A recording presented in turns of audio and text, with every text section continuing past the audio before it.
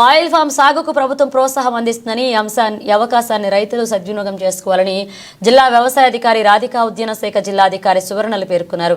గురువారం మండల కేంద్రమైన జగదేవాపూర్ రైతు వేదికలో ఆయిల్ సాగు విధానాలపై రైతులకు అవగాహన సదస్సు నిర్వహించారు. ఈ సందర్భంగా వారు మాట్లాడుతూ ఆయిల్ ఫామ్ సాగుతూ అధిక లాభాలు పొందవచ్చన్నారు. రాష్ట్ర ప్రభుత్వం ఆయిల్ ఫామ్ సాగుకు సబ్సిడీ సౌకర్యం అందిస్తుందని తెలిపారు. జిల్లాలో ఇప్పటి వరకు 12,000 ఎకరాల్లో ఆయిల్ ఫామ్ సాగు పంట సాగుతుందని, జిల్లాలో 50,000 ఎకరాల లక్ష్యంగా పెట్టుకున్నట్లుగా తెలిపారు.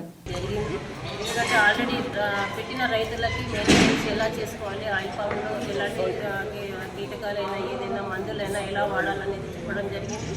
అదేవిధంగా మనకు కొత్త ఏరియా రావడానికి మనకి టార్గెట్ చాలా ఎక్కువ ఉంది. ఇప్పటి వరకు జిల్లాలో 12,000 ఎకరాల వరకు మనం సాగు చేస్తాము. మనం టోటల్గా ఈ జిల్లాకు 50,000 వరకు టార్గెట్. మనకు ఆయిల్ ఫామ్ ఫ్యాక్టరీ కూడా నడుపుతాము. మనకు ఆల్రెడీ జూన్ జూలైలో స్టార్ట్ అయిపోతుంది. ఇక్కడే క్రషింగ్ అనేది స్టార్ట్ అవుతుంది. కాబట్టి ఇంకా రైతులు ముందుకు వచ్చి ఆయిల్ ఫామ్ ఏరియా ఎక్కువ చేసుకోవాలంటే గవర్నమెంట్ సబ్సిడీ కూడా మనము ఎకరానికి 4 సంవత్సరాలు గాను 50,000 వరకు సబ్సిడీ ఇస్తున్నాము. డ్రిప్ ఇస్తున్నాము, మొక్కలకు ఇస్తున్నాము, అన్నీ ఇస్తున్నాము. అన్ని కలిపి 50,000 సబ్సిడీ కూడా ఉంది. కాబట్టి రైతులందరూ ముందుకు వచ్చి ఇది మంచిగా ఈ పంటను వేసుకోవాలని చెప్పేసి కోరుకుంటున్నాము. ఇది ప్రభుత్వం కూడా ఇప్పటి వరకు ఇప్పుడున్న గవర్నమెంట్ నుంచి అయితే మనకు 20,000 పైకి కూడా మనకు టన్నుకి వచ్చేసింది రేట్ అనేది ఫిక్స్ అయింది. కాబట్టి రైతులందరూ ముందుకు వచ్చేసి సిద్దిపేటలో ఇంకా మనం ఎంకరేజ్ పెంచి ఇంకా రైతు సోదరులందరూ ఈ ప్యాడీ ఇలాంటివి కాకుండా ఆయిల్ ఫామ్ వైపు మొగ్గు చూపాలని చెప్పేసి వాళ్ళు ఆర్థికంగా మంచి బలపడాలని కోరుకుంటున్నాం. అందుకే ఈరోజు ఈ మీటింగ్ కండక్ట్ చేశాం.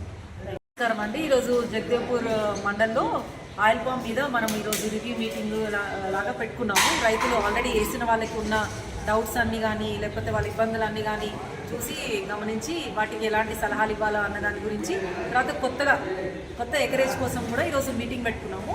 మనకి డిస్ట్రిక్ట్ టార్గెట్ వచ్చి 20,000 ఎకరాలు ఉంది. ఎందుకంటే 20,000 ఎకరాలకి మనము ముందే ఇండస్ట్రీ అనుకున్నాం కాబట్టి అంతకి ఇంకా 13,000లోనే ఉంది.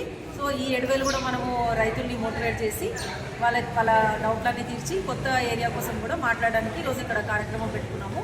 ఈ పంట ఎలా ఉంటుంది అనేది చాలామంది రైతులకి చాలా డౌట్స్ ఉన్నాయి.